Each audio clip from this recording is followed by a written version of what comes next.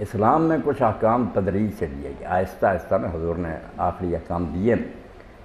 پہلے جب لوگ کفر سے نکل کر اسلام میں آئے تھے نا، تو وہ چونکہ شرک سے نکلے تھے، اس لیے بعض احکام میں بہت سختی تھی، جن میں تصویر بھی تھی، کیونکہ تصویر بھی دنیا میں بہت بڑا شرک کا ذریعہ رہی ہے کہ نیک اور بزرگ ہستیوں کی لوگ تصویریں جو ان کو پوجتے ہیں، اس کی شکل ہی آگے بت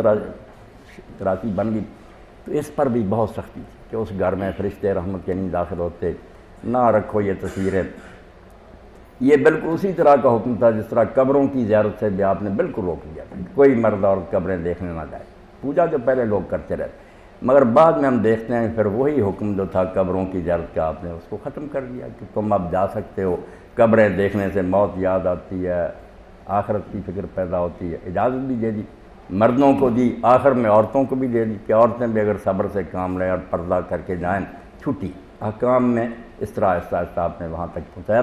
یہی حالت تصویر کی۔ اب جو لوگ اس پر جمے ہوئے نا کہ نہیں جاندار کی تصویر ٹھیک نہیں، وہ بعض احادیث سے آنکھیں چراتے ہیں۔ صحیح بخاری میں جب آپ نے کہا تصویر کہا تو اس میں بعد میں یہ بھی فرما دیا اللہ رقمن کی صوب کہ کپڑوں میں بنائی ہوئی تصویریں جو ہے نا وہ بے شک جانداروں کی ہوں، ٹھیک ہے، گنجائش نکال دیں۔ اور بچیاں جو ہے نا وہ کھلونے اگر لیں لعب البنات، وہ بالکل مجسمے بھی ہوں،